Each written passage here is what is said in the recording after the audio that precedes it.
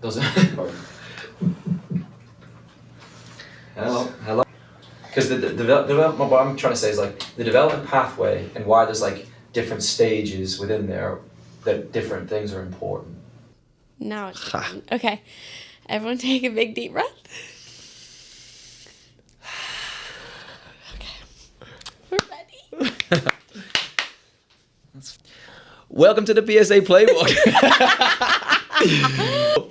Welcome to the PSA Playbook, the podcast where we explore the world of youth sports, from the nuances of player development and coaching strategies to parenting perspectives and the psychology of performance. This is your weekly guide to navigating the youth sports landscape and raising confident, capable young athletes on and off the field. Today's guest is Coach Karki. Finally, we got him on here. So the topic that we're going to be discussing is the development pathway, and within the different phases, why coaches do certain things. But to start with, why did you get into coaching? And what has it kind of taught you so far, I guess? I think just sports in general is the reason why I got into coaching. Former athlete myself, used to play a lot of different sports. Then over coming to college, kind of diverted, kind of specified my sporting into just like tennis and soccer. And then kind of enjoyed that a lot. But then once college was done, I wasn't over the aspect of sports and the aspect of learning and now using that knowledge that I've gained over the course of my entire life. What am I going to do with that now? So it was a perfect kind of a moment where I realized like I want to give the knowledge that I've gained so far. So in basic, simple terms, it's just to be able to give back. Yeah. The experiences, the competitions, the emotions, the growth, the bad days, the good days, all of that I've kind of faced through sports is the reason why I coach. Yeah. Yeah, I definitely think just when you grow up playing sport and then you realize like there's a day is going to come that you're never going to play it again yourself, or you're going to play it, sorry to break it to you, or you're going to play it less or at a lesser like level. But then you look at the kids around you and you're like, that's how I perceived it, was like as a female growing up in a world where like we weren't like taken to sports like you guys were. I wanted to give that to the girls. So I feel like I respect you for that in a way of what the messages I was not taught, I want to teach the kids because they deserve it. I feel like that's a great, like, I'm still developing as a person and as a player and as a coach because of sports, not just because I'm like cruising through life with nothing. I feel like people who play sport have a different like phases that they go through, different outlooks. Right. Do you think there is a little bit of frustration left after you kind of get done with sports? Like transition, yeah. I feel like sometimes like as a coach you forget that they're just kids, so right. I'm like, let me just show you, and like it's easy, but then you remember their age, you remember what stage they're at right. in life in general, in sport, and then it's frustrating because it's like, to me, I'm like, I loved soccer so much, like that's all I did. I barely had any friends because I was like, I have practice today, I can't go and do this. My dad needs me to go and do this fitness because soccer. Right. And I look at my girls and like I love that they enjoy it, but sometimes I'm like, take it a tiny bit more serious, because I know what it's like to meet the day where you don't play it anymore. Right. And like that, that's sad. Very well said. That's like I had my senior day at college and I sat in my 6-yard box in the field that I'd played for 4 years and I cried because I was like, this is it. Like this is the last time I will play like competitively, not in an indoor league at Dulles Sportsplex, you know? Well, you dedicate so much time to something like that. And I think when you don't really realize until you begin coaching how you've like taken for granted a lot of things. You take for like away trips, locker room environment, definitely. Competition at a certain level where it actually means something, not Dulles Sportsplex indoor.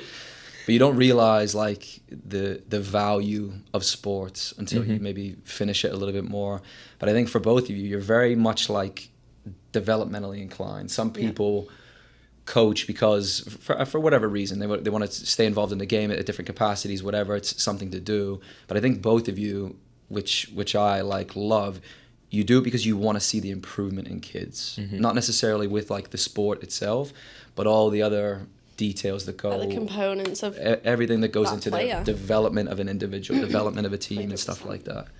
In all honesty, it makes a coach's life much more easier if we're treating our students in that particular way, where we're making them independent but also competent at the sport level, but not just to perform the sport, but to be an individual human being at that particular time. We're making them more independent, confident, and giving them these kind of avenues that they can use us as resources to ask those hard questions if they're like figuring out how to do certain things, how to go about certain ways. So I think the main point of kind of the coaches being present with the students is understanding which development phase or which age group or which category the kid or the student or the player is in.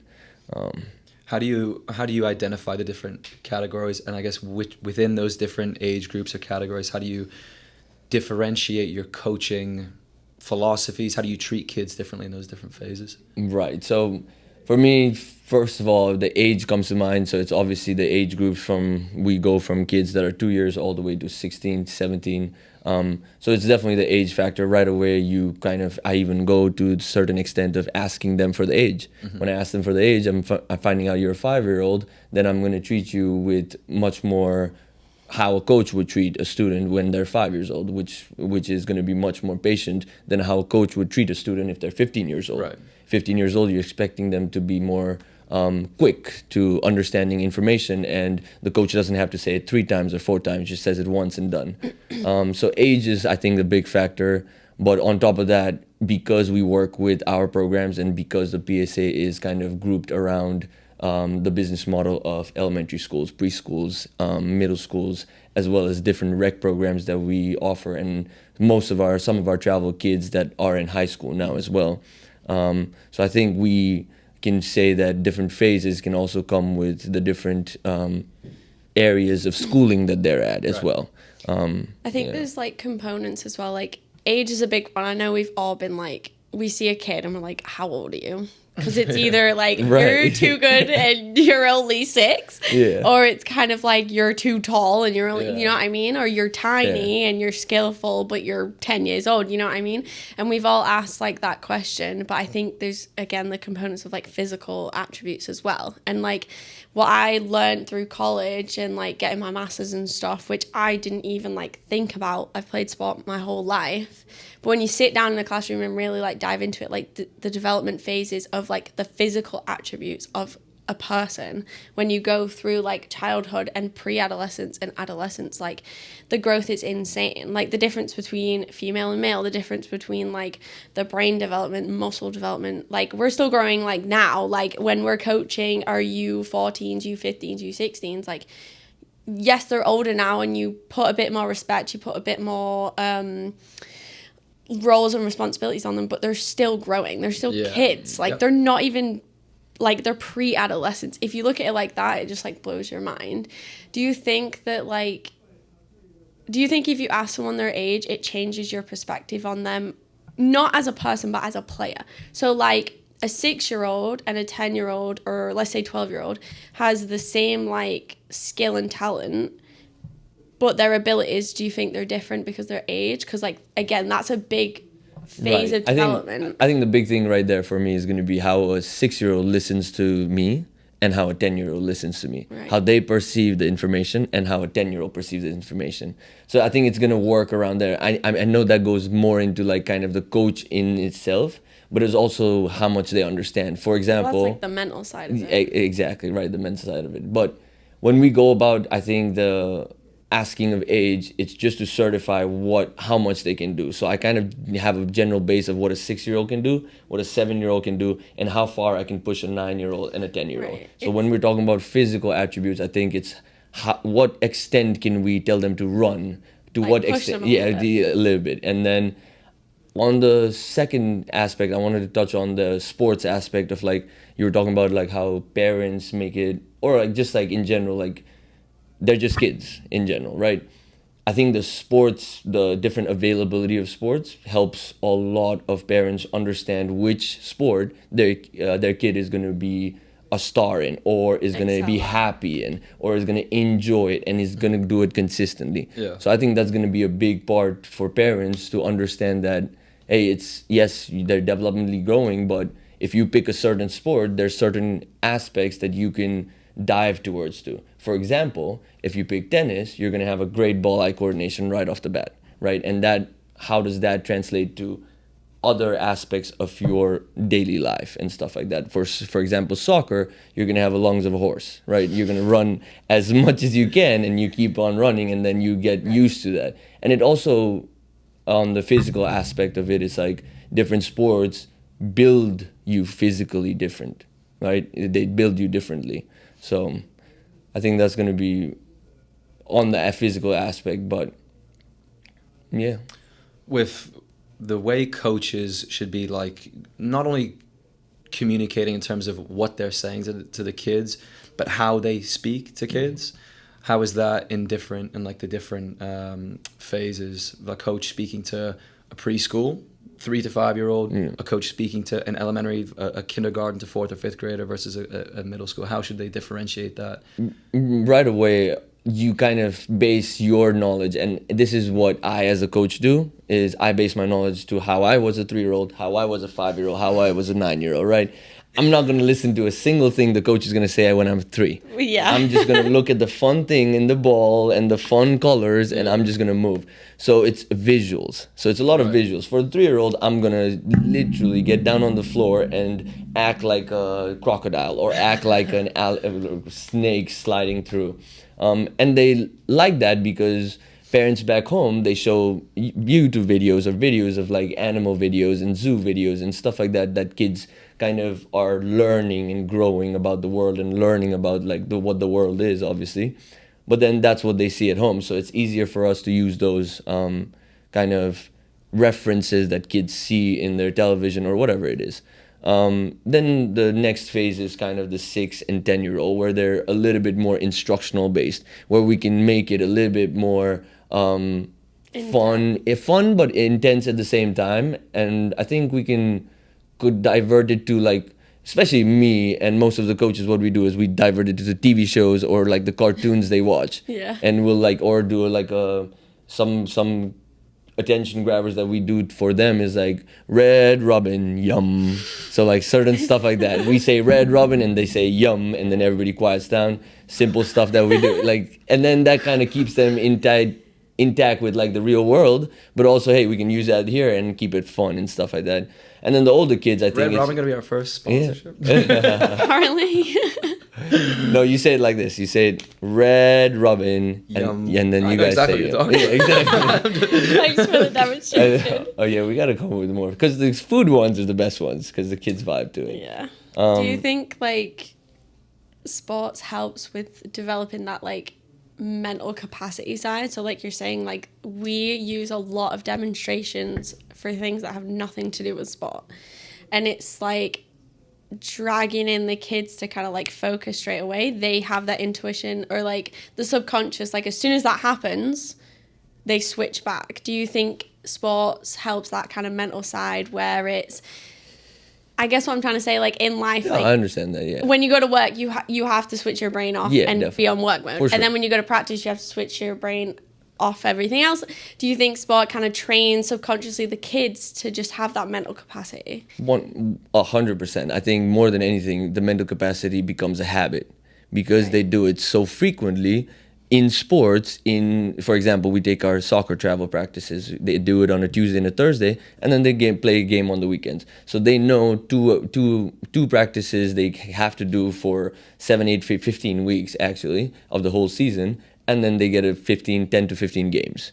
So that's kind of situated in their brain, and I feel like the preparation that they do every single day for those to be physically there, but mentally to be prepared to be there is huge for their consistency and to build habit on that, because that's what the world's about, right? We wake up in the morning, we do our due diligence of like brushing our teeth, doing our habits, and then going to our office, doing our work, coming back, then hoping that we've done enough work so that we can come back and relax and then live our lives then. I guess so, it like coincides with like the classroom. So like if we go back to like the phases of like age, like eventually as you get older through school, you take more tests, you do more studying, you're more independent as a student, and you can take those factors from sport and put that into the classroom. Even if you go to college, like we were talking with Patrick about the routine of being on a team, but you take that into the classroom. Right. So it's like showing up to class on time, you show up to practice on time.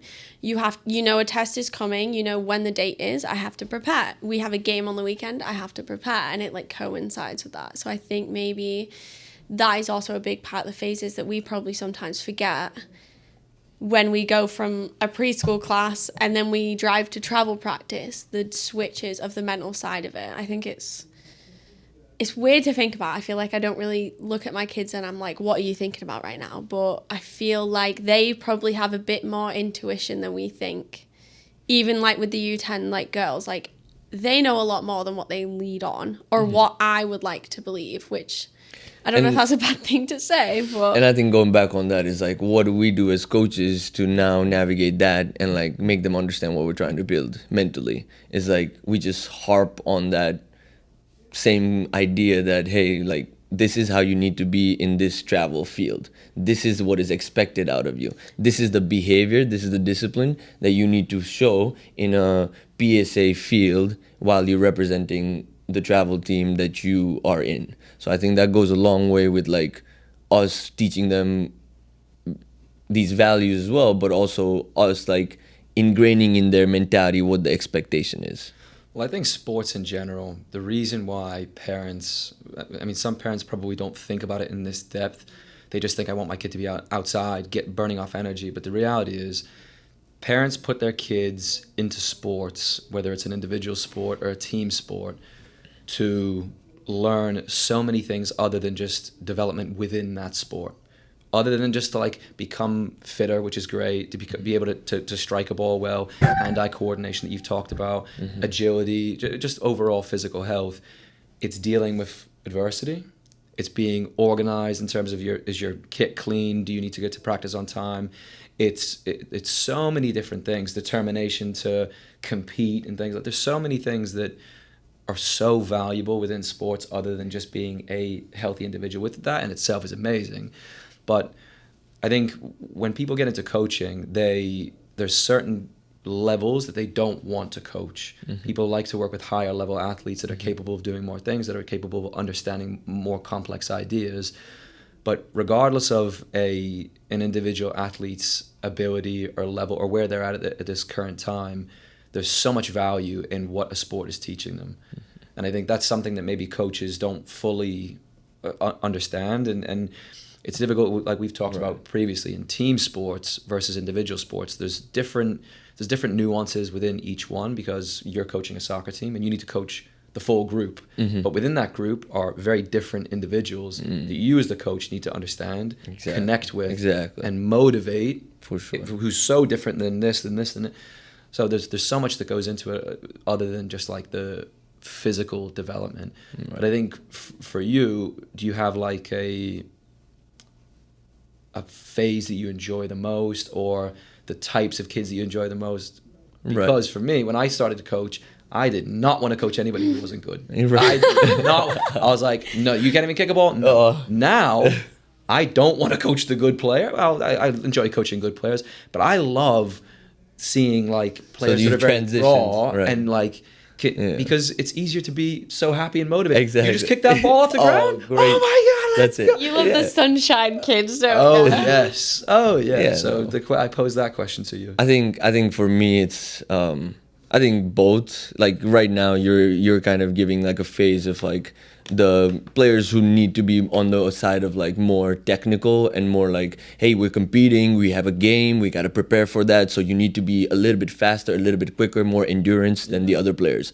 Then we're talking about the second aspect that you just shared is like the fun. Let's like be outside, let's socialize, let's enjoy, and let's have fun. So that's kind of, I enjoy players on both aspects because for me it's like I've been on both sides. Majority of my life, I've been on the side where I want to learn this sport more willingly. I want to give my time, my commitment to the sport. Yeah. I don't see it as I'm good at that sport. I don't see it as this, but I want to give that commitment and time. So I think that goes a long way for me. It's like being able to tone myself to coach the kids who want it, and to want it on a more competitive and more level which they're pursuing, whether it be diverting into college or diverting into D3, D2, D1 colleges, or different programs that kind of fit in their pathway. But at the same time, there's other students that I enjoy so much more because of how quickly they succeed, and that success gives them a self-reflection of so much happiness. Yeah.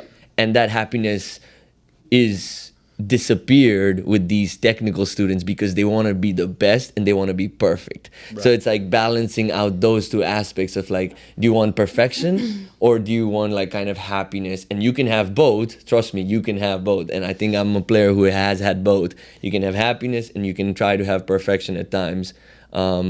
But no, I think for me, it's like on all front, all kids are, I passionately coach all kids is what I'm going to end that sentence on. Yeah.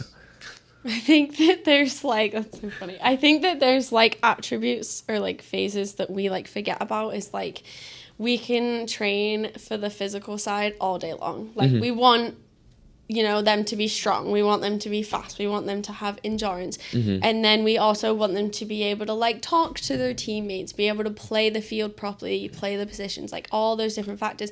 I think that we forget about it. And like me growing up personally, like I was never taught this. I had to teach myself, was the mental side of like, how do I overcome this mistake? How do I overcome a really bad game? How do I... Now I have to go sit in the car and listen to my dad talk for an hour about everything that I did wrong. Right.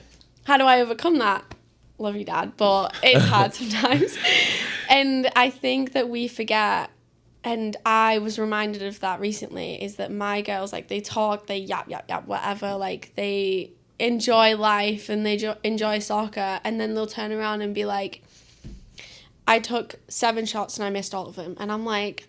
what do you mean? Like, you're 8. Where have you just switched from that? And we forget about that. And I think the thing that I take from coaching is, I forget that sometimes because you go to rec and I can't wait to discuss with 5-year-olds why the sky is blue. And then they just kick the ball and it's, oh, great. Everyone loves it. And then you go to travel practice next day and it's, I took 7 shots. I did 5 of them wrong. Exactly. This one, and then you're like, whoa, like there's a dark cloud over the girls and boys' head that we don't realize because we're constantly on the go. And I think that's why I coach, is because when I had that, I kept it to myself because no one cared. It was about perfection. If you don't do it right, you're out. And now, especially like I notice it at PSA from the day I've come here, and I feel like I have it, a big aspect of it in my coaching is that like it's not wrong, it just needs to be changed, it just needs to be fixed, it just needs to have a bit of a rearrange. It's not the world is ending, you know, it's not a bad thing, it's that mental side. And it shocks me that an 8-year-old, 9-year-old can already identify that and immediately be like, I just played 60 minutes, however that one time I took a shot made me stop. And I had to talk to one of my players and I was like, she was like, I took 3 shots and I missed all of them, didn't score a goal this game. And I said, yeah, but how are you going to score if you stop taking shots at all? And then she was like, I'm not. And I was like, take 100 shots, one will go in. And that's you just won the game. Do you know what I mean? So I think that mental side is what we forget about. I think the mental side comes in play when we want them to continue the sport. Like, some kids will leave the sport if the first day of their training or first day of playing soccer goes wrong or goes sideways. Negativity exactly. So like it really matters, especially when we're in a community where there's new customers or new parents coming in with their kids to look for opportunities to play in PSA. It really matters for me as a coach and as a director of coaching that every coach welcomes the students, not just vocally, but how they perceive the sport. Because some students may just cry before stepping on the field. And when they're crying, parents are more inclined to be like, quiet, the other kids aren't crying, go to the field, Yeah. play. Right. Or Which is or it's like, you're crying because of soccer, we'll Exact- never do it again. exactly. Yeah, yeah. And it's like, we spoke about this last night Mm-hmm. about one of the travel girls that just joined. I don't want to say her name because I don't know if she'll want this story out there, but she did her tryout in indoor. Her brothers are, I think she has 3 brothers Mm-hmm. on your travel teams, and her dad's like, I want her on travel, and she's like, oh, like, I'll try it. And she's asking questions and she's looking at me and I'm like, okay, Yeah. come to practice, just try it. I said, there's no pressure because no one's looking at you. No Yep. one cares. Like, Exactly. the team are just practicing. It's literally indoor. And after her first practice, she came off the field crying because she was like, did everything wrong. It was too much, overwhelming. And I said, come back on Thursday and try again. Because that was day 1.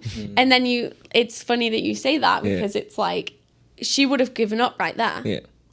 We offered her a spot. Indeed, She's indeed. been playing, she's been scoring, she's been crushing the CDM. Crushing, and it's like, for what sure. if she gave up that first day? What if I was like, oh, well, if you're not interested, go find a different team? Like, what if a coach would have just given up? What if Exactly. her dad was like, oh, okay, you're done? Okay, cool. But it's like pushing that, like, it is upsetting and overwhelming, but there's light at the end of the tunnel.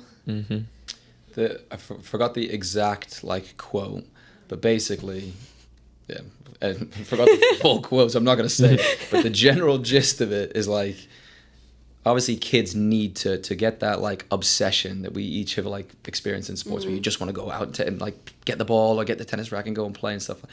In order to like get there, you need to experience a little bit of success. Whether it's lucky success or you're like a pretty talented athlete or whatever, you experience a little bit of success, and that feeling that you get drives you to be Yes. 100%. eventually obsessed with the sport. Yeah. But that success that you have experienced, whether it's by like a lucky goal or whatever the case is, you still had to overcome something to get that success. You had to overcome going to a team that you don't know and experiencing a little bit of like awkwardness or difficulty.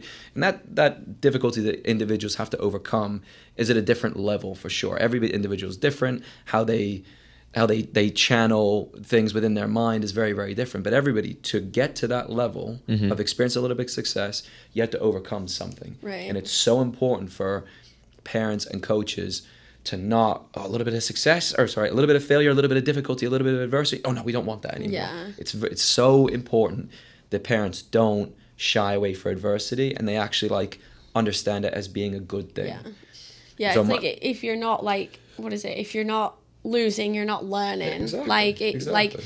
like, I think I learned in college, like, if you're constantly winning, that first loss, like, It's probably it hits you like a ton of bricks. yeah. But then my coach said, like, taste that feeling, like, have that taste in your mouth and remember it the next time that you face a game or a practice, and you don't ever want to feel So that again. You important. don't ever want to taste that taste. Like, difficulty adversity, it's so important.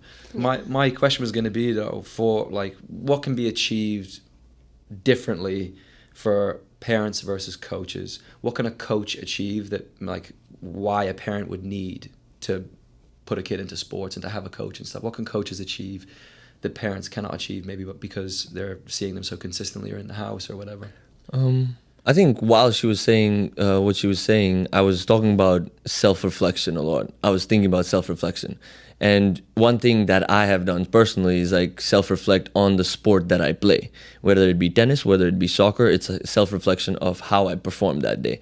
That's the same motto that I send to the kids that I train every single time. It's like, what was last week? What did we learn last week? What is this week? And I think that self-reflection aspect of the kids understanding what they've learned today and keeping that in their head, and they're like, coach, you told me to remember how to hit a forehand in tennis, or you told me how to hit the inside foot pass with our heels down, toes up. I've remembered that, and I want to show you how I've done. So that's like one of the biggest things for me as a coach, to come back to a session and to see that interaction with that student, because that student isn't just treating me like a human being that comes and coaches. It's treating me like a coach who wants the kids to succeed as well. So it's going hand in hand, the back and forth. And those are the communications I appreciate the most, because those are the kids that will pick it right away that, oh, okay, we need to figure it out ourselves. Nobody's going to help us. Coach is going to be there as a resource to guide it, but nobody's going to help us. We're going to have to look for resources and start getting independent slightly a little bit at an earlier age.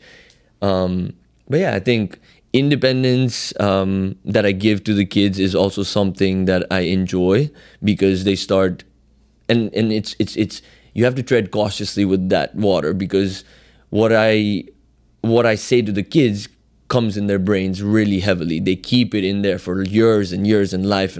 So rather, I would speak less, and I would think about what I spoke, especially in like 16, 17 when I was a younger coach. I'd speak less and I'd just make it instructional. I'd make it go, move, sprint, this, that, make it like 3-4 words and stuff like that, because I didn't want to hamper their brains with all these other verbiage that I have that I've learned from different areas myself. So that's my experiences, but how to keep it professional and keep it within the circumference of like, hey, we're learning sports. We're learning something. Yeah. I think like off of your question, I think coaches want to always work to give like specific messages, even if it's how to do something instructional, even if it's like kind of like can be based back to life of just like working hard, putting in the work, losses versus wins. And I think the like messages that coaches give allows them to be successful, because that's what you can see overall, whether it's instructional or like motivational. And I think parents, like, they should see success out of their kid just giving 100%. Because they shouldn't. We always say to split it, like, be the parent, don't be the coach. Like, let the coach be the coach, let the parent be the parent. Like, at the end of the day, you want your kid coming off being like, that was a tough loss, but did you see me do this? Did you see me do that? Did you see this? Not just being like, we lost, I suck, you suck, everyone sucks, blah, blah, blah, blah, blah. Like, that is not what I want my kid to be doing. I'd be like, yeah, but like, did you just miss the whole game? Like, that's not exactly what's important. What are the and wins? I think... Yeah. What are the wins within the losses? Yeah, exactly. Like, how do we, yes, we made a mistake, but how do we fix it? And I think parents, they need to reflect that. And I know it's probably hard because the parents are probably doing what we're doing when we get in the car, they want to absolutely scream, but it's like, why is little Jimmy doing this? And we should have won this and we should have done that. But we have to self-reflect as coaches, as parents, and be kind of like the parent coach in the car, but also be just like the biggest cheerleader. I do think that's important. Yeah. No, for sure. How can we help to educate parents to get to that? That's what I was... Yeah, that's a good question. There's different ways, because the way I look at it is like, it's personal experiences, obviously. How did my parents treat me? Like, that's where I'm going to base it off of. And that's kind of the upbringing that I bring to my coaching as well. If that's great, my coaching is going to be decent and like things that other families like, which there's discipline, there's building confidence, and there's like humility as well.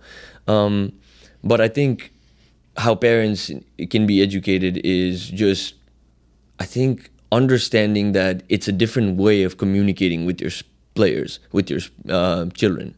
It's like you said, oh, we lost, like you said suck a lot of times. Don't do that again, please. But we're bad. Let's just say we're bad, all right, for kids. So when we say we're bad, and then we're just like ending it right there, that's it. And how a parent shows that goes a long way. Is like, yes, you can identify you were bad or this, but you got to identify what you were good at. And then with the kids, they have zero patience at that time. And I understand a parent's perspective is like, you have worked your whole weekday, you've worked it, and now you get one off time, which you get driving your player, and you want to see them succeed. You want to succeed yourself as well. So I get the emotions that come in. Like my parents were the same. They want it to be a good day for them. Exactly. And when it doesn't work out, or when it doesn't show that way, it is still a good day for your kids, because that's all they care about, is making you happy and succeeding for you. They're in the sport because of you. Right? But mainly, I think it's to tone down how our patient level reaches for parents. This is like a one-on-one parenting I feel like I can give, especially having a lot of siblings, cousins, this and that, obviously. Okay. But basically is to empathize with what stage, what environment they're at right now, understand them a little bit more, and communicate in a more patient way. Patient is the only word. Right. Yes, your kid's not going to listen to you say, why did you cross the ball that way? Or why are you not defending so hard? Or why are you not hitting the ball over the net on tennis? A lot of things can be said, but you gotta be patient with them and actually listen to their answers. Listen to them. See what they have to say about why they made that cross. And then you'll figure out, oh, they're thinking this way. Then, oh, okay, I see how my child is thinking and working. So I think patient and listening for parents is going to go a long way, especially right now when kids have an attention span of 0.01 second. So the patience is going to come a long way for sure. Yeah. Can I speak now? Sorry. I don't have anything to say. You built it up so much, and then you were like, but let me just interject there. No, I think kids and parents are experiencing brand new things. Kids are experiencing a sport that they're always coming to a level of the sport that they've never experienced before. They're coming to a practice at this age that they've never done before. Parents, a lot of the times, are experiencing feelings towards their kid succeeding or failing that they've never experienced before. Mm-hmm. So they need to, again, like you say, self-reflection is very important, but they need to take time, be patient, try and look at it and understand the value, the bigger picture value, rather than the immediate. Was it a success or failure? That shot was a success.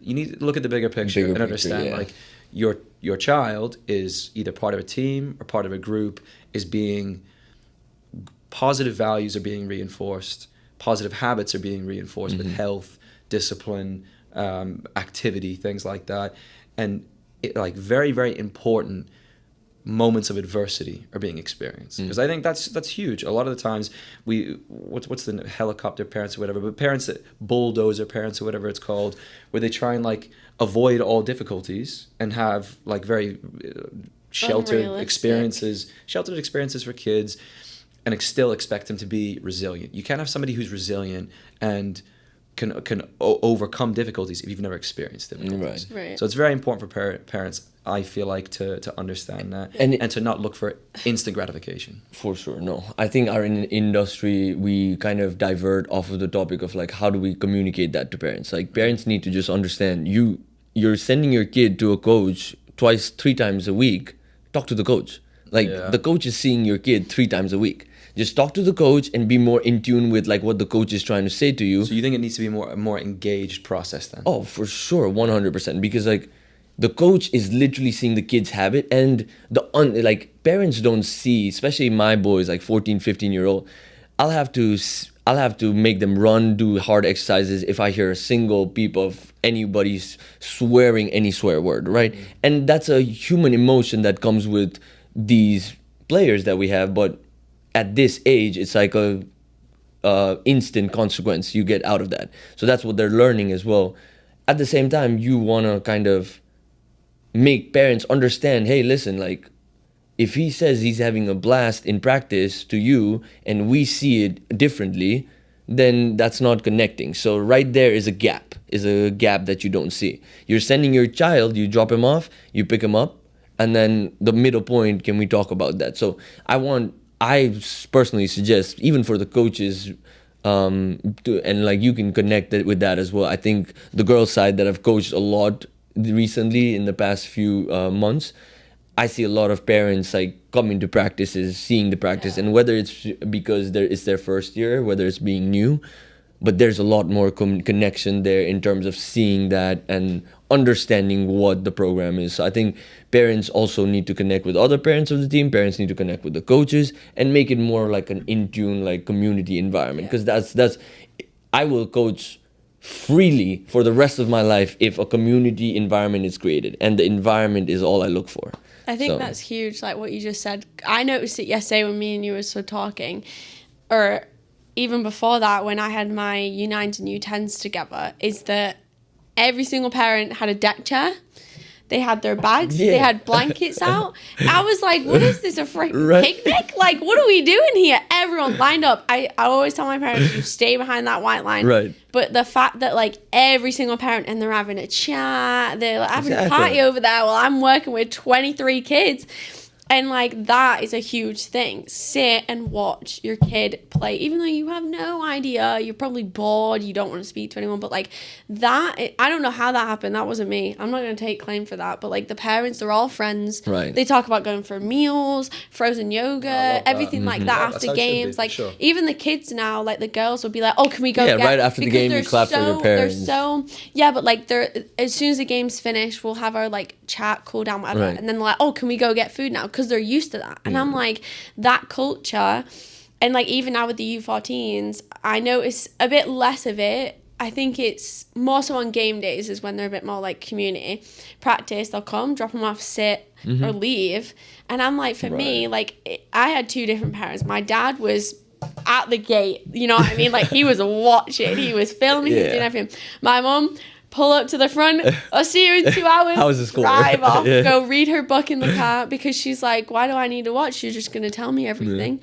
And as much as I love my mother, I would like her to be there. I would like her to watch because when I say things, I was like, yeah, but you didn't see it. And it's like when your kid gets in the car and you're like, oh, how'd it go? They're just going to be like, fine. Yeah. But if you were stood watching, you can be like, well, I saw you do that. You can engage with them. Even though you have no idea what's going on, you can still engage with them. And I think that is like a huge thing. Like I kind of want to make it mandatory where you at least spend 20 minutes at practice as a parent. I don't even care if you Lay it do down. laps, Yeah, but like, that would be good. but like watch your kid, dude. Like I mean, you're signing the contract, you're paying the money. You might as well sit there and watch and have a good time. Even if, I mean, my parents, I don't even think they cared about practice. They were just there all the day. I was so shocked. So shocked because at the start obviously they didn't really know me or anything like that. Now they're like all besties and they're carpooling together. I'm like, what is going on? I know, look at the culture. The girls community, we need the boys back. It also reminds me specifically how far we've come from having like a 5-year-long team to now you're talking about experiences like these. Like we used to have fields where there wasn't fields, where the fields were just grass plots and shared with other areas, but we were allocated those fields by the county itself. So at times you kind of reap the best things you get and you kind of make the best out of it. And we've done that frequently over the years to come to this point where we're like, it's fruitful now, you know? So my question for both of you, since I'm still a newbie, is what is your, I guess 2 questions. How has it developed, PSA, soccer in general, what you guys have experienced from day one to right now? And number 2, if you could speak to yourself 5 years ago, what would you tell? Like 5 years, I mean when PSA started or when you started. 7, it was more so. How many years would you say? It's a lot, man. It's a lot. Like we can't give it a number. If you're 5 years have walked in right now and was like, oh, I'm starting this thing called PSA, like what would you tell them knowing what you know now? I'll let you go first. Oh man. I think for me it was kind of an avenue to, I'm gonna be honest, for an avenue to just like pursue my dreams. All right. For me, I wanted to be in the industry. And then I kind of came into the company like not knowing what the business model was, not knowing what the feature was, what the function of it was. So it's kind of a figuring out process for me as well. And then slowly kind of going into it, I saw the vision more and more clearly. And once you see the vision of it, it is hard work. Yes, it's tough work. Yes, it's moving pieces. Yes, it's a lot of lateness. There's a lot of mismanagement, miscommunication gaps and stuff like that. But it is also beautiful work because I, as a coach, and you've said this in previous podcasts that I've watched you say, is like you love what you do. Yeah. And if you love what you do, it's not work anymore. Never work a day in your life. that needs to be a quotation, honestly. But so basically, what's like the yeah, you think it's a huge like obviously improvement, right? Because things naturally improve as time goes on. Yeah, and I think we don't shed light to what. Like there was a situation at that particular time. We were coming off of a pandemic. We were coming off of a moment where we were transitioning to what the world was going to look like. Yeah. Where PSA, we made decisions. We're like, all right, come on now. We need to get coaches out there. Like people are going crazy over like not having sessions and like not just having kids at home all the time, every time. Right. Like let's get them out there in the sessions. So like that's kind of what instigated that as well. But also, we got to think about how resilient the PSA staff, including like obviously the owners, have been to keep this consistently going, because it is a really hard task when other factors are making the decisions of whether you get county allocation, whether you get field space, whether these weathers are going to be working for this season, whether we get a polar vortex or we get a snowstorm or we get a rainstorm. So stuff like that, whether the fields are okay or mismanaged or not being able to drain. Not trying to call anyone out.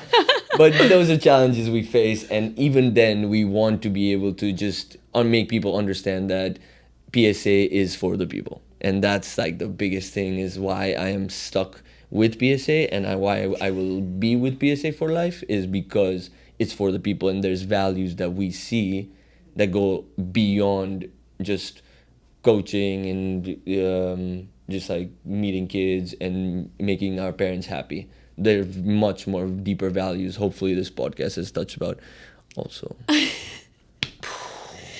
For the people. For the people. What would you tell if young-ish Ricky walked in? Well, I mean, the first thing I'll say, the reason why the name is Players is because everything we wanted to do, and this comes back to, so long ago, but a lot of influence from original parents, original parent coaches and volunteers who helped out and stuff. But everything we wanted to do was players first. Right. Everything we wanted to do was players first. Sometimes when you look around in youth sports, decisions are made and action is taken that isn't benefiting the kids and isn't benefiting what we've talked about development-wise along that pathway. So everything that we try and do, hopefully, is predicated on it being for the players. Players first is in everything that we do. And I think from where we were to where we are, we've definitely continued on that trajectory, because the people that we've brought on board keep those same values consistent. So I think it's a case for us of trying to maximize our reach and how many kids and families and communities we can build and touch and things like that. But the thing I would say is just keep the message the same. Keep to the old/young Ricky. I would just say keep your values and keep your messages consistent, because when you do that, the people that want to be a part of it and the people that you can kind of keep close to you, they're the good people, and good people equate to good coaches, equate to a good product, and when you're doing that, you're, like you say, it's for the people. Mm-hmm. So yeah, I mean, it's definitely a lot of hard work, and it's definitely difficult at times, and sometimes it's even more difficult because the work that goes into it, you sometimes as a coach don't get appreciated for it, which again, it's not for you, it's for kids, it's for other people, so you need to be able to live with that. But if you keep your message the same, if you keep your culture the same, if you keep your standards and your values the same, good things are going to happen. Definitely. Great answer. Great. That's why he's the boss. That's why he's the boss. Well done. We finishing on that? Or Yeah, we could definitely finish on that. That was great. I thoroughly enjoyed Brought a tear to my eye. I think we could talk about this like development forever, but definitely. That was great. Covered a lot of good stuff. Hopefully it was valuable. Yeah, definitely. Thanks for coming on. I got Coach Karki on the pod. Let's go. Namaste. That was great. Well, sign us off. See you next time. PSA Playbook. Thank you guys. See you soon.